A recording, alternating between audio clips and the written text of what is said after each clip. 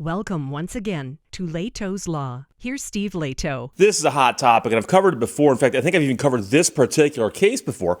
But these cases are all over the country, and they often get different results, which means that it'll probably wind up one of these days in front of the U.S. Supreme Court, who would then make a ruling and settle it for everyone.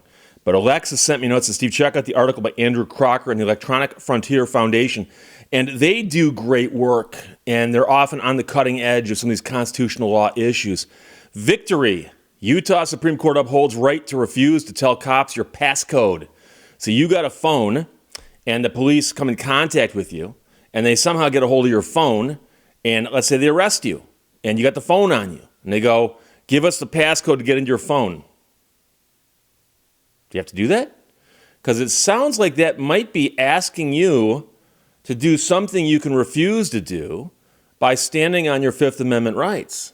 In fact, that's what most people think, but not all courts think that way. However, the Utah Supreme Court last week ruled that prosecutors violated a defendant's Fifth Amendment privilege against self-incrimination when they presented testimony about his refusal to give police a passcode to his cell phone.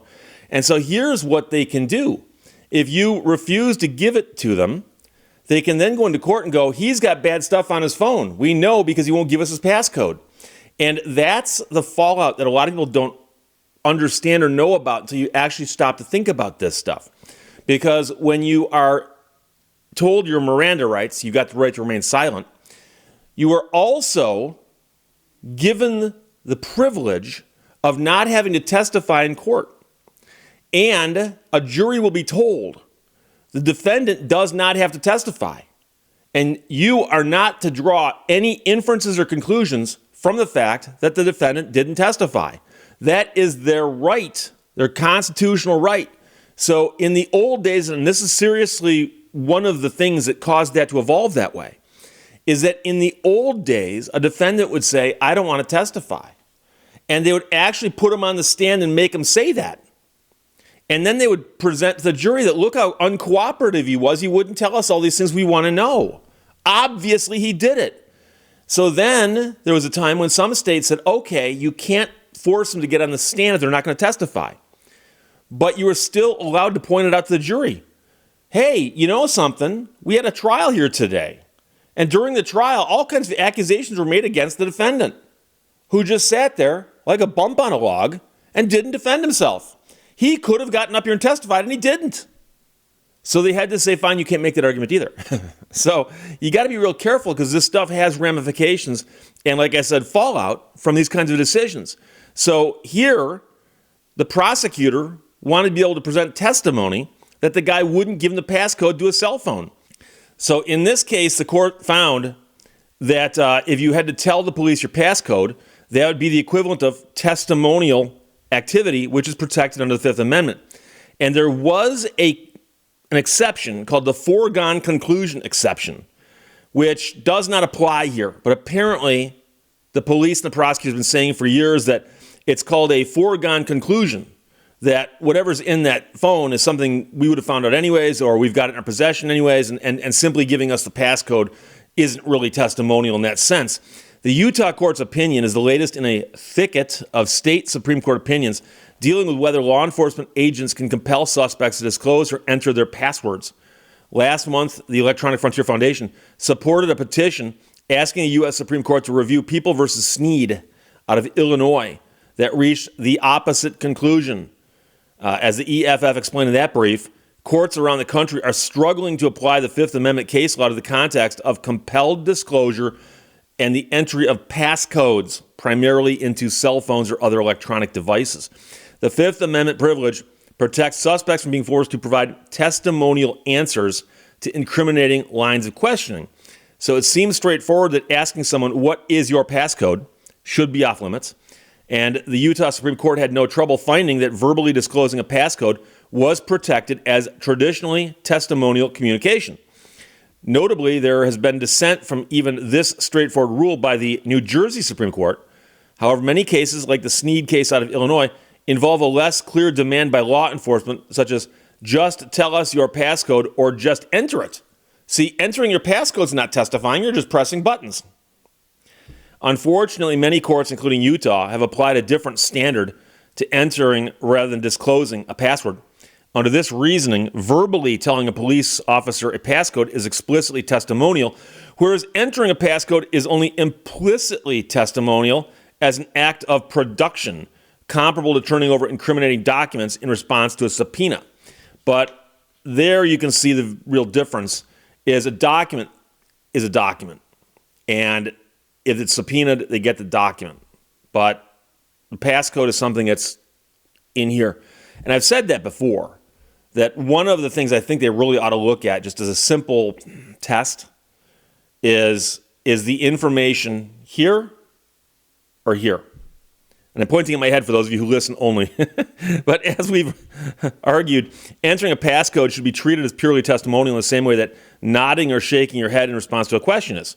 More fundamentally, the U.S. Supreme Court has held that even testimonial acts of production, like assembling documents in response to a subpoena, are privileged and cannot be compelled without expansive grants of immunity. And by the way, that's another thing they'll often say is they'll say, look, we're going to ask you a question, and you say, I'm going to take the fifth. They say, okay, we'll grant you immunity from prosecution. Now tell us. And there are, depending on the situations, are ways that they can make you testify. And you can't say, well, I'm taking the fifth, because the fifth is you can't be forced to testify against yourself. But if you've been granted immunity, there's no criminal case for you to worry about. And that's what often happens in front of grand juries. So grand juries, the ones that are quite expansive and have subpoena powers, will often subpoena all kinds of people to drag them in to see what they know. And people get in front of the grand jury and take the fifth. And somebody will figure out and go, wait a second, that's not really the person we're looking for. We're looking for their boss or their boss's boss. Let's grant that person immunity and get them to testify. And then you have a whole different situation. And a lot of people are going to ask, by the way, they go, Steve, if I'm in custody, let's say it's bad, you're in custody. I'm in custody, I'm sitting in a cell, cooling my heels, as they say. And they say, we want you to enter the passcode in your phone so we can poke through it. You go, no, not going to do that. So they leave you in the cell. What can they do to you to force you to do it? Well, that's the whole point, is that you can just sit there like a bump on a log and do nothing. And then it becomes a matter of wills. It also becomes a matter of whether the court's going to order you to or not. Because if the court ordered you to and said, you must give us this information, you can always say, no, I'm not going to. And at that point, the question is, will the court then hold you in contempt? Because there are situations, and I can think of a few, where somebody had information in their head that a court thought they should be required to disclose. Person said, no, I ain't going to tell you. And so the person sits in jail for contempt of court. And I've heard of people sitting in jail for months and months and months. That's not uncommon. So a related issue has generated even more confusion, whether police can compel a suspect to enter a passcode because they claim the testimony it implies is a foregone conclusion. That exception stems from a single U.S. Supreme Court case called Fischer involving tax records, a far cry from a world where we carry our entire life history around on a phone. Nevertheless, prosecutors routinely argue it applies anytime the government can show suspects know the passcode to their phones. Even Supreme Court justices like Scalia and Thomas have viewed Fischer as a historical outlier, and it should not be the basis of such a dramatic erosion of our Fifth Amendment rights. Thankfully, the Utah Supreme Court held that the foregone conclusion doctrine had no application involving a case of verbal testimony, but they left open the possibility of a different rule in cases involving compelled entry of a passcode. Fine, don't tell us, just punch it in. Make no mistake, Valdez is a victory for Utahns' right to refuse to participate in their own investigation and prosecution, but we will continue to fight to ensure this right is given its full measure across the country. That is Andrew Crocker of the Electronic Frontier Foundation writing. So they get involved in these cases. Quite often they're filing what are called amicus briefs, friend of the court briefs, where they are saying this is an extremely important issue. We want to make sure the court has every single good argument before it. We would like to file a brief. They get the right to file the brief. They file the brief, and the brief is one of the things that the courts then consider in looking over all of these different aspects of this case. This one is really the hotbed because every single person I know now has a phone that's got stuff on it, whether it's simply a call log of who you've called and when, or who's called you and when. Photographs that you have taken, which would indicate that you were someplace if the photograph was taken by that phone.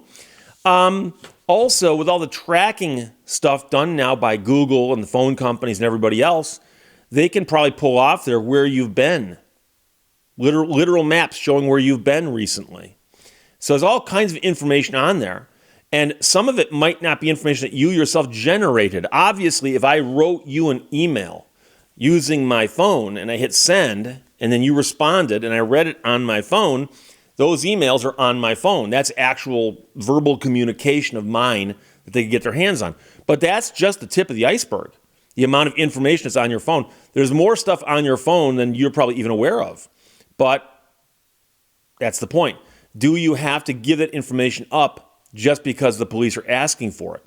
And are they not then asking you to, in essence, testify against yourself, as the Fifth Amendment says you've got the right to refuse to do? So Utah, I believe, got it right, but Snead is the one we're curious about.